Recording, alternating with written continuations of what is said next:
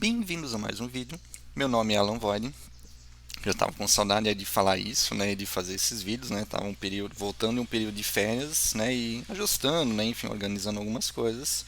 E hoje, finalmente aí, o primeiro vídeo após esse período aí, né, mais ou menos um mês e pouquinho aí sem vídeos. E eu vou começar falando aí de um assunto, de um conceito bem interessante, que é o Go for Green. Ok? Se vocês precisarem sobre esse termo, talvez vocês entrem em algum assunto de sustentabilidade em testes de software, em automação, enfim, sim, existe esse assunto também. Porém, nesse contexto aqui é sobre um outro assunto, né? Sobre o que é? Quando a gente executa teste, né? Qual que talvez atualmente é a coisa mais satisfatória, né, que pode acontecer aí no mundo dos QAs, ou mesmo, né, com certeza aí dos times de uma forma geral, dos gestores. O que é? São os relatórios com tudo pass, né, tudo verde, ok? Que quando todos os testes que foram executados, eles passam, ok? É isso que de fato a gente busca, ok? Só que se a gente for um pouco mais longe aí enfim, nesse conceito, né? Nessa ideia, a gente percebe que talvez não seja tão bom assim. Por quê? Se tudo está verde, e principalmente quando a gente pensa por um longo período de tempo, talvez a gente tenha um problema. Né? Talvez a gente tenha um problema que nossos testes eles não estão pegando mais erros, ok? E se eles não pegam mais erros, ok, de fato pode ser uma possibilidade do sistema ele estar muito estável e de não existir mais erros no sistema, que é praticamente impossível, ou nossos testes simplesmente se tornaram obsoletos. Claro que isso é meio forte, né, dizer dessa forma que nenhum teste é obsoleto, porque se ele de fato está testando alguma parte do sistema, ele está garantindo que aquela parte do sistema está livre de erro, né, aquele cenário de teste. Beleza? Mas além disso, né, eu queria aí ter outra provocação, né, fazer uma outra provocação aí com vocês, né, que está totalmente relacionada a esse termo. Ah, tá. Importante antes que eu esqueça, né, esse termo aqui ele foi cunhado, né, ele foi criado por Greg Pascal, que é um expert aí na área de testes a nível mundial também. Se eu não me engano, tem alguns livros, tem um blog, enfim. Então vale a pena dar uma pesquisada sobre esse cara, porque ele tem aí alguns conceitos bem interessantes como este, ok? Mas voltando ao que eu queria falar agora, né? Qual que é a diferença entre devs e aqui eu vou falar automatizadores, ok? Entenda por automatizadores QAs que automatizam, testers que automatizam, a pessoa que faz automação de testes, beleza? Porque eu faço essa pergunta, né? Muito existe hoje aquela definição que, pô, times multidisciplinares, né? Então, um dev que programa muito bem, né, que desenvolve software muito bem, ele pode conhecer sobre testes, ele também pode testar. E o contrário também é válido. Um QA, que é muito bom, ele também aí pode desenvolver skills de programação, né? Mas vocês acham que vai ser a mesma coisa? Será que eles são tão bons nesses dois mundos? É difícil, né? É difícil ser muito bom nessas duas áreas. Mas onde que eu quero chegar? Desenvolvedores normalmente eles vão, normalmente não, né?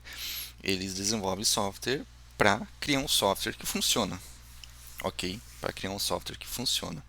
Essa, né? Claro, seguindo os requisitos, seguindo, né, as necessidades do negócio, enfim, né, todos os insumos possíveis que dizem como aquele software deve funcionar.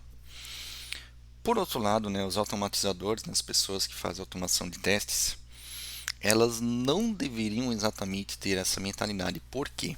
Né? E aí que chega no ponto do conceito do Greg Pascal. Muitas vezes o que acontece? Eu estou automatizando um teste e o teste não passa. Né? Quando uma pessoa tem uma mentalidade muito positiva, né, que normalmente, né, aqui sempre um parênteses, né, normalmente é a mentalidade dos desenvolvedores que está ok de certa forma, o que, que esse automatizador de teste vai pensar? Pô, eu tenho que fazer esse teste passar. E aí que está uma possível grande armadilha, né, que muitas pessoas caem. Eu vou fazer esse meu teste passar, né? E normalmente, ou né, deveria ser regra, uma automação de teste ela vai estar baseada em um cenário de teste que foi executado de forma manual, que existe um cenário de teste para aquela automação, ok? Então, um QA, né, um bom testador, ele pensou naquele teste, ok?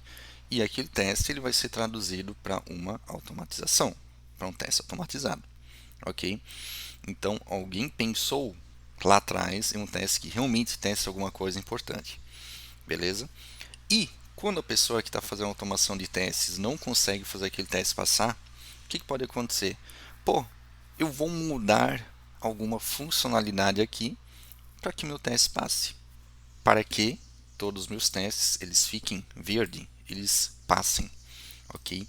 E aí que está a grande armadilha, né? A gente ter, né, o grande recado desse vídeo aqui é ter essa consciência. Quando eu estou fazendo uma automação de testes, será que eu estou realmente fazendo automação conforme aquele cenário que um QA ele descreveu? Será que eu não estou, será que eu não estou alterando minha automação simplesmente para que ela passe, independente do que se eu, por exemplo, posso estar tirando coisas serem testadas dentro dessa automação e eu vou ter um problema? Por quê, né? Minha automação ela não vai estar mais conforme aquele meu cenário de teste inicial, ok? Então, muito cuidado com esse Go for Green, né? Outra coisa que pode acontecer, questão de prazos, né? Pô, meu teste não está passando, meu teste não está passando, minha automação não está passando. Pô, eu vou fazer aqui de uma forma diferente. Ok, pode ser que essa forma diferente ainda seja válida, mas sempre tenha cuidado para que aquela automação de fato teste o que precisa ser testado. Não passe por cima da automação simplesmente por questão de prazos ou por questão de, eu quero que tudo passe, né? É tão bonito, né? O nosso trabalho é de certa forma reconhecido quanto é aquele relatório bonito com todos os testes que passam. Mas os QAs, eles deveriam não ser tão otimistas por natureza. Eles têm que mostrar, né? Eles têm que expor os erros do software. E nunca isso vai acontecer quando todos os cenários estão passando. Ok? Então, quando os cenários estão falhando, esse sim deveria ser um foco, entre aspas, né, do nosso trabalho. Que a gente deveria mostrar para o time que tem algumas coisas que não estão funcionando e que isso deve ser corrigido. Isso só é possível se a gente não tenta, né, se a gente não cai nessa armadilha aqui de fazer go for green, né, acima de qualquer outra coisa. Ok, a gente realmente tem que entender que aquela automação ela realmente está testando o que deveria testar. Ok, então a gente não pode simplesmente criar testes que passam. A gente cria testes que testam, né, que não simplesmente porque eu quero terminar aquela automação. Eu realmente quero terminar aquela automação porque eu quero que aquela automação esteja cobrindo uma funcionalidade do meu software. Beleza? Então é muito importante. Ok, então fica essa dica, né? É um vídeo talvez até um pouco mais filosófico, né? Mas é um conceito que existe mesmo, né? O Greg Pascal criou esse conceito, né? E o principal recado aqui, né, resumindo tudo isso realmente esteja atento para você não cair na armadilha do Go for Green. Na sua automação de teste, realmente teste aquilo que o cenário de teste, né, ou que você entende, né, que precisa ser testado. Não mude a sua automação de teste simplesmente para fazer seu teste passar. Tenha consciência disso. Beleza? Então seria isso, né, um vídeo um pouco mais filosófico aí, né, de um conceito aí bem legal. Eu vou deixar um link aí também desse conceito, beleza? E deixa um like aí no vídeo, se inscreva no canal e até o próximo vídeo.